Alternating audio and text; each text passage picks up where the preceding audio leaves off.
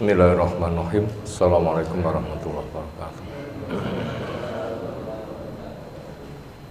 Alhamdulillahirabbil alamin walladzi arsala rasulahu bil huda wa dinil haqq liyudhhirahu 'ala dini kulli. Kafa billahi syahida wa asyhadu an la ilaha illallah wahdahu la syarikalah wa asyhadu anna Muhammadan abduhu wa rasuluh. Allahumma shalli ala Muhammad wa ala alihi wa ashabihi wa man tabi'ahum bi ihsanin ila yaumiddin wa ba'd.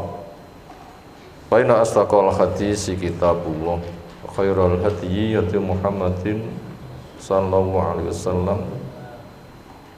Syarrul umuri muhdatsatuha fa inna kulla muhdatsatin bid'ah wa kulla bid'atin dhalalah wa kulla dhalalatin finnar. Ayyuhal ikhwah akramanallahu subhanahu wa ta'ala. 4 ayat terakhir dari surah Jin insyaallah kita kaji malam hari ini. Kepada qari disilahkan. A'udzu billahi minasy syaithanir rajim. Qul in adri aqribun ma tu'aduna am yaj'alu lahu rabbi amada.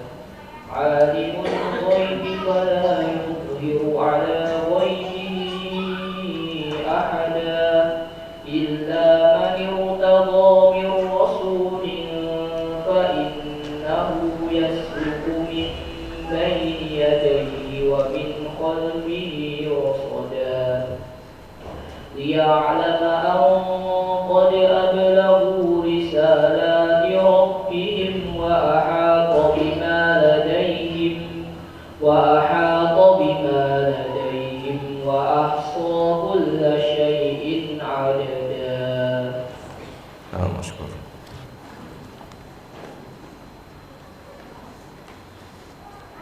Ayat yang ke-25 terakhir 28. Kita baca di tafsir Jalalain. Faqala ba'dhum, maka berkata sebagian orang kafir, orang yang menutup diri, enggak mau mendengar, enggak mau melihat, enggak mau berpikir, enggak mau membuka dadanya menerima wahyu yang dibawa Nabi SAW, yang kenabiannya jelas gamblang, betul-betul itu wahyu, karena mereka ditantang bikin kitab yang semisal. Ternyata mereka enggak bisa, dan itu bukan ucapan makhluk, tapi memang betul-betul firman Allah Ta'ala.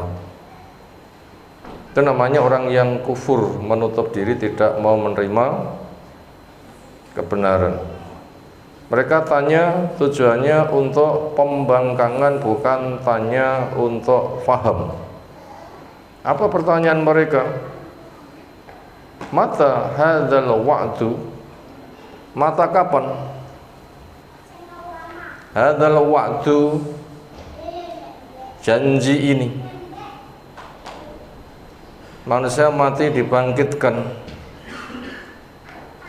Dijal wong-wong sing mati ketangekno. Maka berkaitan pertanyaan yang seperti itu, fanazala, turunlah ayat. Kul, katakanlah, Nabi kita diberi petunjuk oleh Allah Ta'ala cara menjawab mereka. Jawaban ya Rasul Muhammad SAW berkaitan pertanyaan mereka. In adri aqribun ma tu'aduna am yaj'lahu rabbi amada. In punya makna ma, tidaklah, adri saya tahu, saya tidak tahu. In adri sama dengan ma adri, saya tidak tahu. Aqribun apakah dekat, segera terjadi sekarang. Ma tu'adun, apa yang kalian dijanji bihi dengannya, minal adab, dari siksa. Kalau memang kami salah, kenapa enggak datang siksa sekarang? wa yaquluna fi anfusihim laula yu'adzibuna Allahu bima naqul. Mereka mengatakan pada dirinya, kalau memang saya salah kenapa saya enggak disiksa. Surah apa itu? Jadalah. Itu bahasa nantangnya seperti itu. Am yajalu, atau menjadikan lahu untuknya Rabbi Allah Rabbku amadan jarak yang sangat jauh. Saiki poso saya tidak ngerti. Itu bukan kewenanganku. Tugasku itu hanya menyampaikan saja, bukan mewujudkan. Saya pun juga telah membawa mukjizat, betul-betul saya seorang nabi, seorang rasul.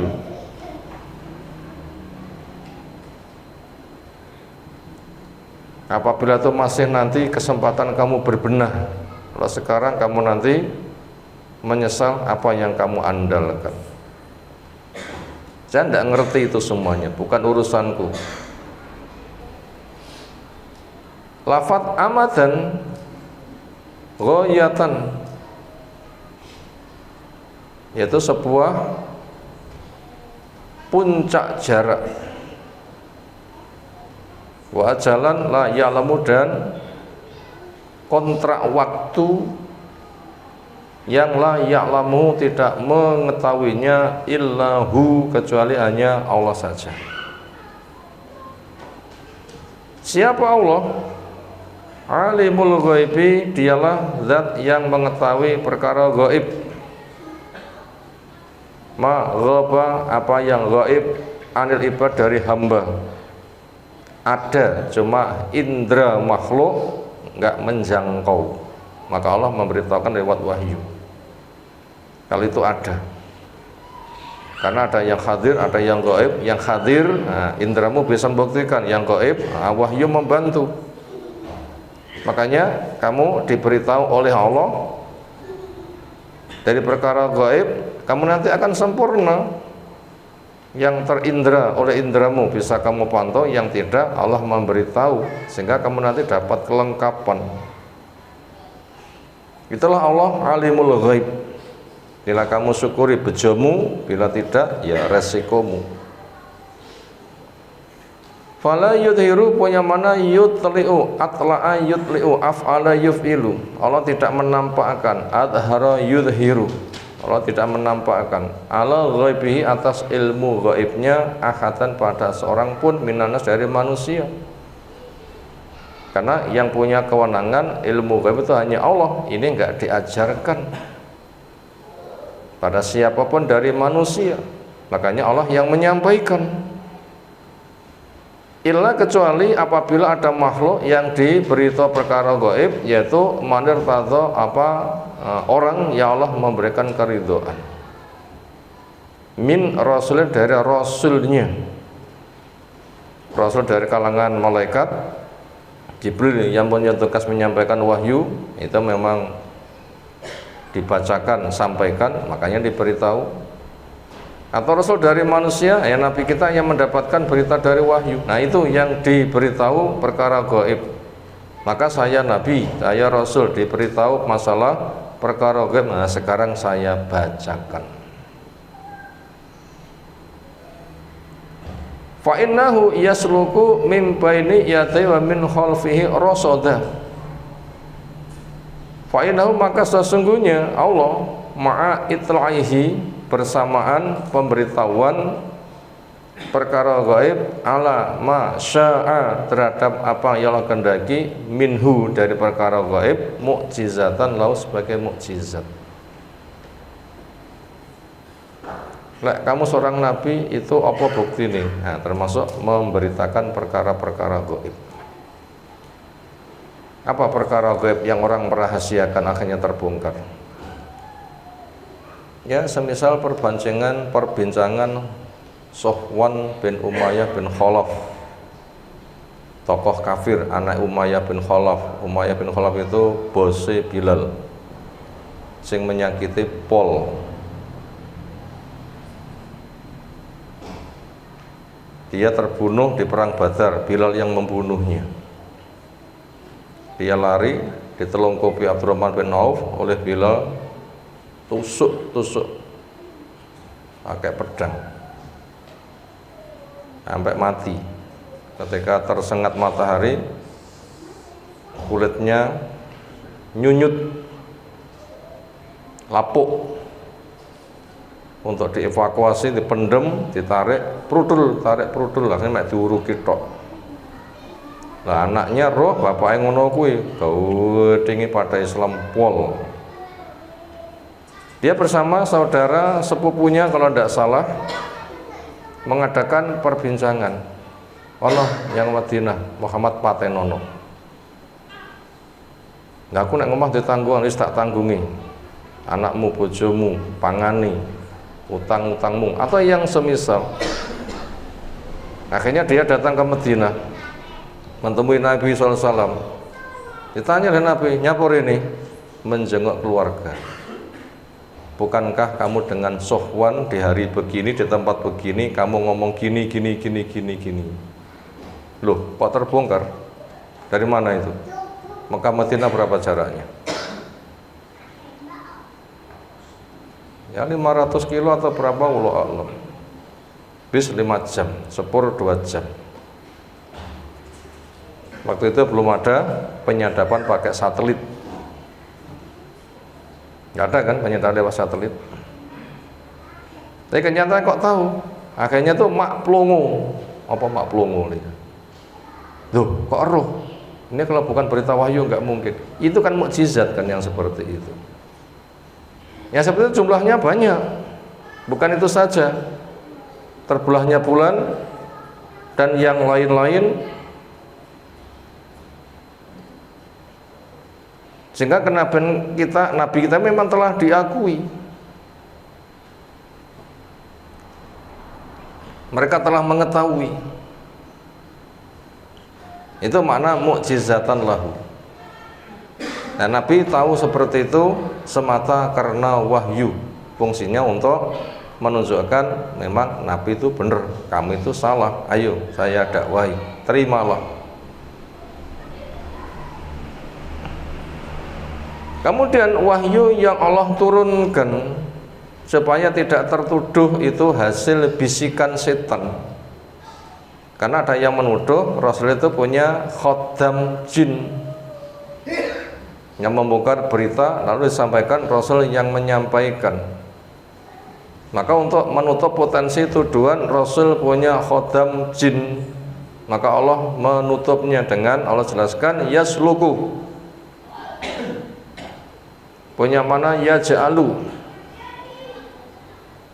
Allah menjadikan, wa yusayyiru, dan menjalankan, sayyara yusayyiru, Allah jadikan dan Allah berjalankan, mim baini yadai, di depan Nabi, hi ar-rasul, wa min khalfi, dan dari belakang Nabi rasodan, penjaga, sehingga wahyu yang Allah turunkan itu tidak tersadap oleh setan pencuri berita. Di awal kan sudah kita katakan, setan itu akan ada yang punya kemampuan naik ke langit untuk mencuri berita. Wa anna lamasna samaa fawajadnaha muliat harasan syadidaw wa syuhuba wa anna kunna naq'udu minha maq'ida lis-sam'i. Itu bisa tembus naik ke langit sana, bisa naik ke langit sana, tentunya di bawah langit, karena pintunya nggak terbuka, tertutup. Masuk itu ada yang membuka. Itu ada pos-pos penjagaan. Makanya ketika malaikat dapat wahyu, malaikat yang tanya, Allah berfirman apa? Allah berfirman begini. Nah, ketika malaikat ditanya menjawab, itu disadap. Akhirnya untuk proses penurunan wahyu ini, proses penyadapan itu nggak ada. Kenapa? Pertama, dijaga ketat oleh malaikat, jin-jin tahu. Loh, kok dijaga ketat malaikat? Ditambah dengan bintang-bintang pembakar apa jenenge? Meteor. Wong Jawa memberikan istilah lintang alien. Itu Allah jelaskan rujuman lisayatin. Walaqad zayyana as-samaa'a dunya bimasabiha wa ja'alna rujuman lisayatin. Kami hiasi langit dengan bintang-bintang, itu pun juga saya gunakan sebagai pelempar setan. Makanya setan itu roh, kalau mencuri nggak bisa, dikawal ketat oleh malaikat. Kemudian bintang-bintang pembakar itu siaga, curi samber hancur. Maka dengan begitu setan nggak bisa mencuri. Akhirnya dari sini nggak ada yang bisa mengklaim atau menuduhkan bahwasanya wahyu itu hasil bisikan setan. Makanya Allah turunkan surah Jin, setan sendiri ngomong, itu bukan hasil pembicaraan kami, itu pengakuan dari jin. Makanya apabila ada dukun-dukun ngomong ini adalah hasil curian jin, bohong. Karena apa? Jin yang ditunggu berita dari langit itu tidak bisa mencari berita, karena dijaga oleh malaikat. Jin tahu malaikat menjaga dan ada bintang-bintang pembakar. Maka jin mengatakan ini betul-betul wahyu. Makanya dengan begitu nggak ada tuduhan Quran itu ada dari bisikan jin pada Nabi, bukan, tapi memang betul-betul wahyu. Kenapa? Allah memberi penjagaan ketat depannya maupun belakangnya, adanya rosodan penjaga. Malaikatan bentuknya malaikat yahfadunahu yang menjaga wahyu hatta yuballighahu, sehingga Allah sampaikan wahyu fi jumlatil wahyu, di dalam kumpulan wahyu yang ada. Berarti selama masa penurunan wahyu, jin itu tidak bisa mencuri berita dari langit. Sejak diturunkan wahyu sampai wahyu berakhir, itu tidak bisa mencuri berita dari langit. Kenapa? Dijaga oleh malaikat, ada panah-panah api. Makanya wahyu itu betul-betul wahyu, bukan bisikan dari jin. Nah begitu. Untuk apa ini semua Allah adakan? Liya'lamahullahu, Allah hendak mengetahui peristiwa nyata. Allah hendak buktikan keilmuannya dengan peristiwa nyata. An itu mukhaffafatun minasakilah, berbunyi annahu, dibaca an, memiliki makna sesungguhnya. Qad ablagu, bahasanya para nabi itu telah berdakwah. Ablagu ada dhamir hum wa jama', itu ar-rusul, para rasul telah menyampaikan risalah tirabim, risalah Allah, bukan bisikan jin. Betul-betul risalah Allah, bukan bisikan jin. Maka dipasang penjaga sehingga nggak bisa ditembus oleh jin-jin. Memang itu yang disampaikan itu risalah dari Allah, bukan bisikan jin. Wa ru'ya bi jam'i dhamir bi makna man, dan dipakai ru'ya, dipakai bi jam'i dhamir, dhamirnya dibikin jamak. Qad ablagu hum, kan, itu punya makna man, punya makna manir tadho, orang yang diridhoi. Man itu fungsinya untuk umum, satu boleh, dua boleh, jamak boleh. Wa ahata bimalatim, dan Allah meliputi dengan apa yang ada di sisi mereka. Meliputi maknanya ilmunya menjangkau, mengetahui secara menyeluruh dan detil, sehingga tidak ada yang luput dari pantauan Allah. Utifa ala muqaddarin. Wa ahata itu diatofkan, wawunya wawatof, kepada sesuatu yang diperkirakan. Wa alima dzalika, Allah mengetahui semuanya. Wa ahsa kulla syai'in adada, dan Allah menghitung, mencatat segala sesuatu dengan hitungannya. Lafaz adadan itu tamyiz. bahwa muhawwal dipindah anil maf'ul. Wal aslu aslinya aqsa adada kulli syai'in, Allah menghitung hitungan segala sesuatu, sehingga tidak ada yang luput dari hitungan Allah Subhanahu wa ta'ala. Selesai kita membaca tafsirnya, terjemah global dari 4 ayat tadi.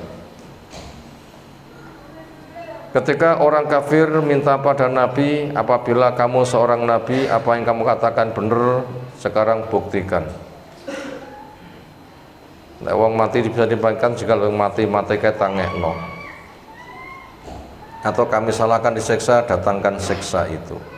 Maka menghadapi seperti itu, Nabi kita diperintahkan, hi Rasul SAW, bila kamu ditanya seperti itu, maka jawablah, saya tidak tahu perkara yang kamu dijanji datangnya segera atau pada masa yang panjang ke depan. Itu bukan urusanku, karena tugasku itu hanya menyampaikan saja. Kamu kan tahu saya ini adalah utusan Allah. Kalau tidak percaya, bikinkan Quran yang semisal. Siapa Allah? Zat yang mengerti perkara gaib, dan itu tidak diberitahukan kegaiban itu pada seorang pun kecuali yang Allah ridho dari Rasulnya. Proses penyampaian wahyu itu dijaga ketat depan belakang sehingga tidak ada pencurian dari jin. Makanya wahyu betul-betul wahyu, bukan bisikan jin. Allah mengadakan penjagaan itu semuanya supaya ada pembuktian bahwasanya para rasul itu sudah menyampaikan risalah Allah, bukan risalah jin, tapi risalah Allah. Karena jin nggak bisa mencuri, dan ilmu Allah meliputi segala sesuatu, dan segala sesuatunya dihitung oleh Allah Subhanahu wa ta'ala. Selesai. Tadi surah jin. Untuk santri imtihannya nanti surah apa? Jin, insyaallah. Hafal nih, tulis luar biasa, rapal angel. Sak terjemahan ini, sak tafsir itu hafal nih. Ya paling soalnya 5. Insya Allah begitu. Sekarang kita masuk kepada rangkuman. Nomor 1, keterlaluannya orang kafir. Keterlaluannya wong kafir. Wong kafir ini keterlaluan. Napa bahasa Jawa nih? Kenemenan, kebangetan, kebacut.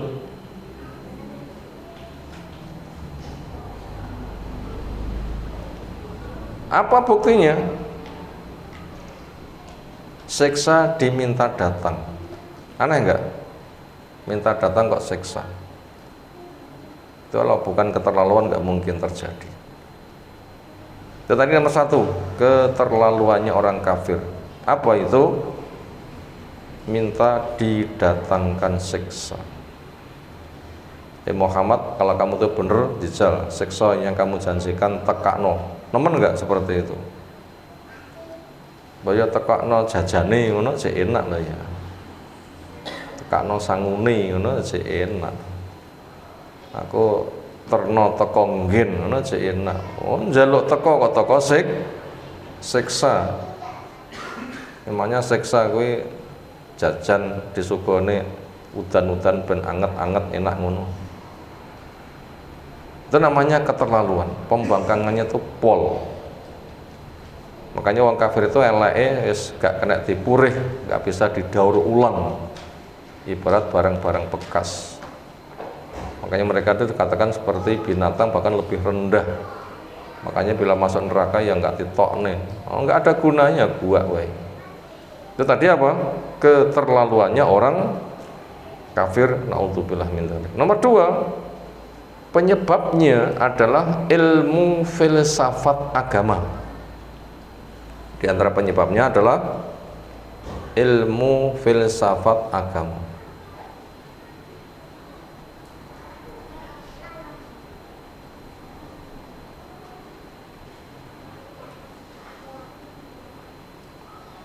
Penyebabnya adalah ilmu filsafat agama, yaitu perkara gaib dicek dengan keterbatasan indera dan akal. Ini penyebabnya, penyebab kekafiran mereka.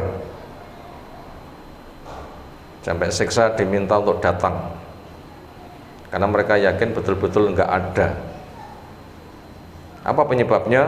Ilmu filsafat agama. Agama difilsafati, itu cara berpikirnya.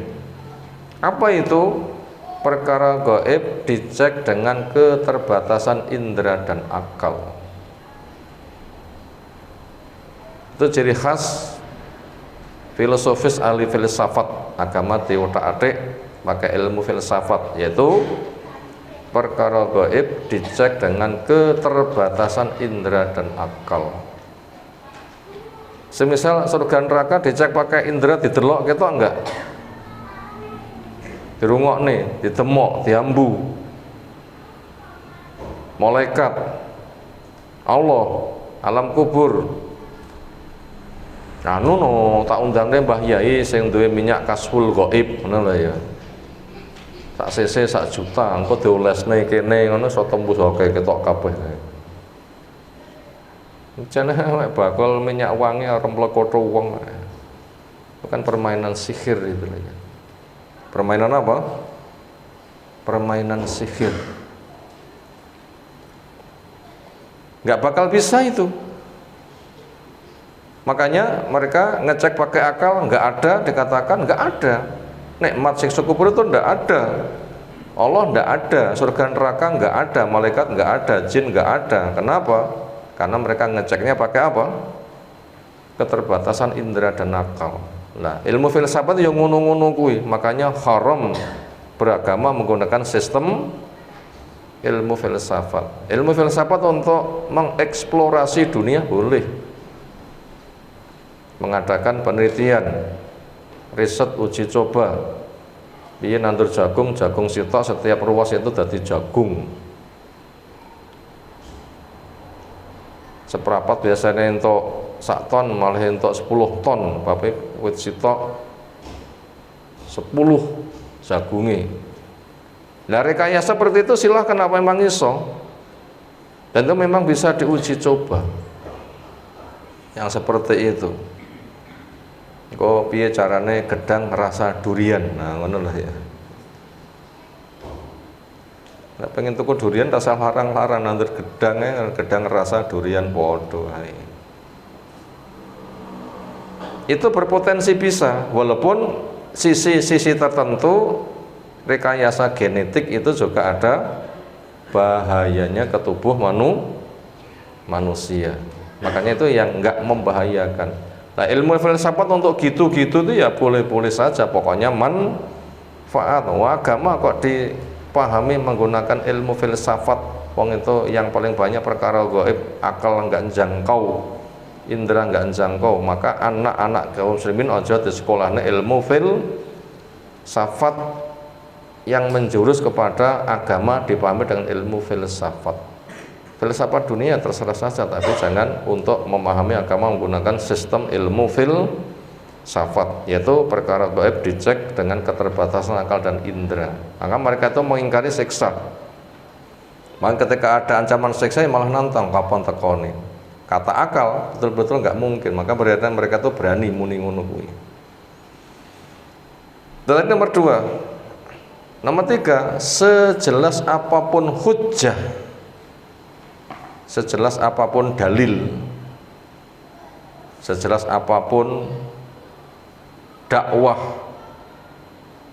bila hati sudah mati, tidak bisa menerima kebenaran. Dan nomor 3, sejelas apapun hujjah, sejelas apapun dakwah, sejelas apapun dalil,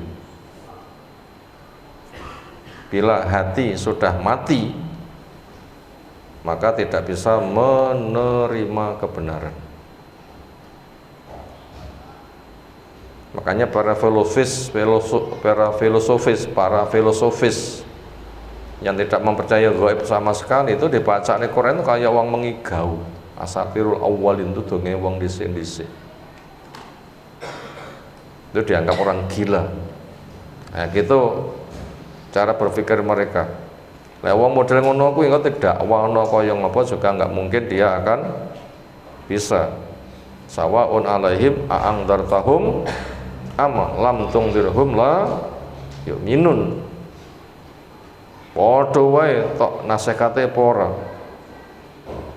Karena khatamallahu fi qulubihim wa samahim wa absarihim gisawah. Kunci mati masalah. Itu nomor 3. Nomor 4, perdukunan dan filsafat agama sama-sama kafir.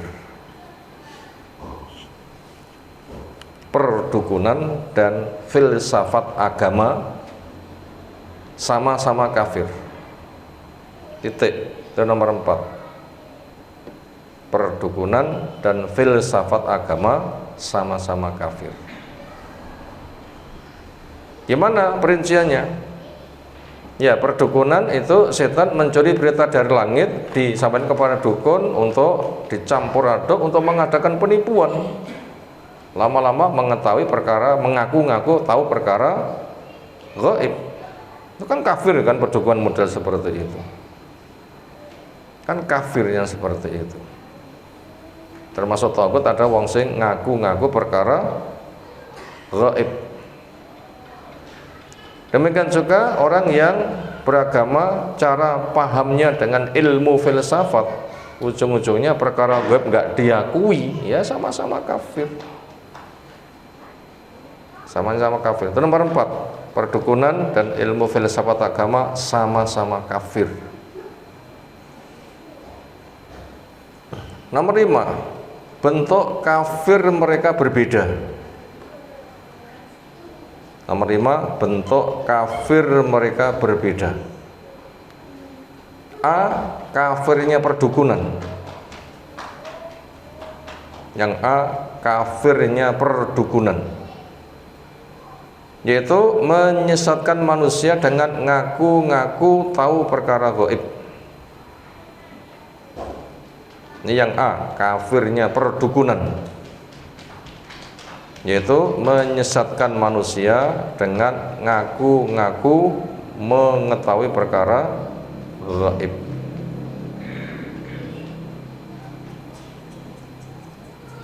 Dan itu banyak sekali macamnya seperti itu. Itu tadi kafirnya perdukunan, menyesatkan manusia dengan ngaku-ngaku mengetahui perkara gaib. Ya caranya mencuri berita dari langit kemudian dioplos. Akhirnya nanti dukun dituhankan. Jadi wong waskito, jadi wali Allah dan macam-macam. Itu sebab kekafiran perdukunan. Sekarang yang B, sebab kekafiran para filosofis, menyesatkan manusia dengan kufur pada perkara gaib. Yang B, kafirnya para filosofis, yaitu memahami agama dengan filsafat.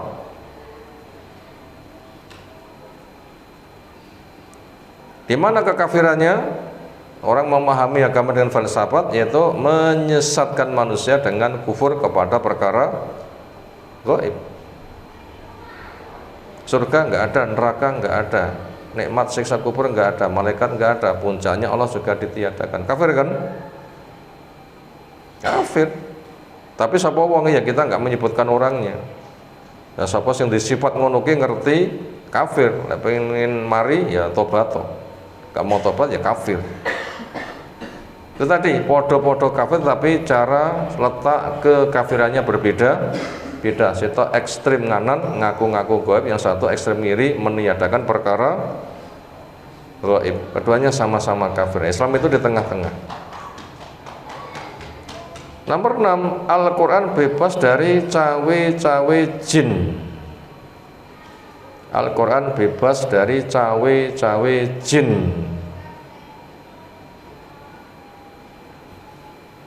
Al-Quran bebas dari cawe-cawe jin. Karena Al-Quran dijaga oleh malaikat, karena Al-Quran dijaga oleh malaikat, dan siaganya bintang-bintang pembakar, dan siaganya bintang-bintang pembakar,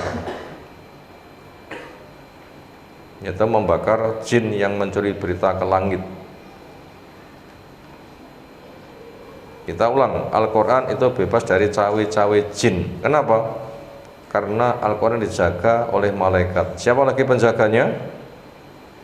Bintang-bintang pembakar. Bila ada jin mencuri berita, samber, sehingga jin nggak berani. Yang bintang-bintang itu disaksikan oleh para filosofis.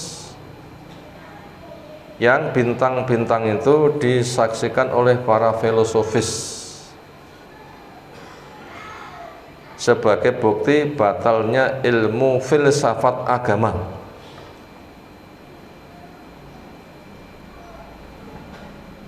Yang bintang-bintang itu disaksikan oleh para filosofis sebagai bukti batilnya ilmu filsafat agama.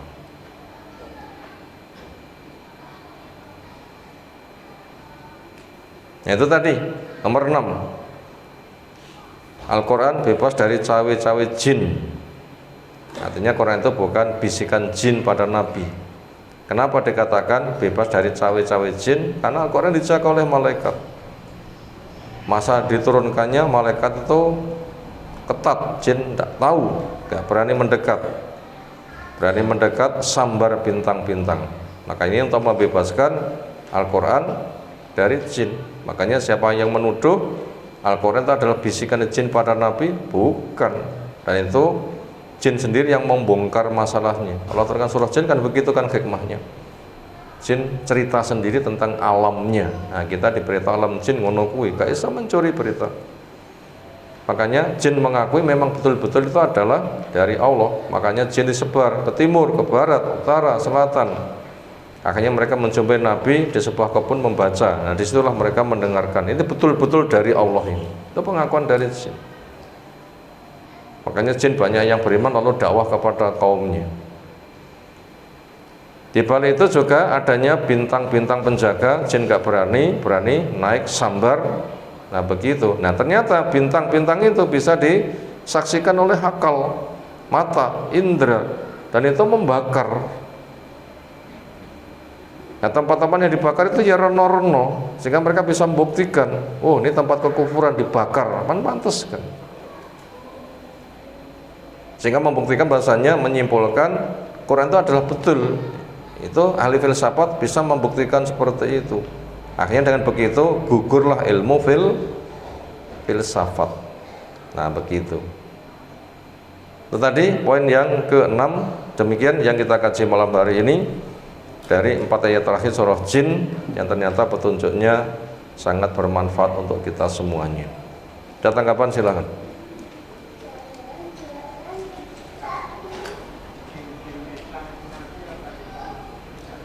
Jin Islam apakah masuk surga? Secara tugas Allah menjelaskan wa ma khalaqtul jinna wal insa illa liya'budun, tidak ku cipta jin dan manusia kecuali untuk beribadah. Ya sudah jelas. Orang-orang yang abidun menyembah kepada Allah, jin maupun manusia nanti juga sama. Karena al jaza'u min jinsil amal. Terus surganya jin gimana? Wah ini yang kita nggak diberitahu, itu perkara gaib. Surganya jin gimana? Apa nanti dengan bareng dengan surganya manusia? Wah nggak ngerti saya, nggak bisa menjawab. Kesimpulannya adalah jin-jin muslim masuk surga, jin-jin kafir masuk neraka. Iblis itu kerja keras, dan iblis nanti akan pidato di mimbar dari neraka untuk belesek nih kepada para penyembahnya. Hei para penyembah saya, kenapa kamu menyembah saya? Saya kan hanya pembual, kenapa kamu percaya? Ngerti aku tuh pembohong-pembual, tak percaya. Ya rasana dewi, wala talumuni walumu'ang anfusakum ma ana bimusriku wa ma antum bimuslihiyya. Kamu jangan celah saya, tapi celah dirimu sendiri. Saya nggak bisa nolong kamu, kamu juga nggak bisa nolong saya. Nah, senada dengan itu sama nanti jin-jin juga nasibnya ada surga dan neraka. Apalagi segera cukup, demikian yang kita sampaikan. Belum suwab, alhamdulillah rabbil alamin. Subhanakallahumma bihamdika asyhadu an la ilaha illa anta astaghfiruka wa atubu ilaik. Assalamualaikum warahmatullahi wabarakatuh.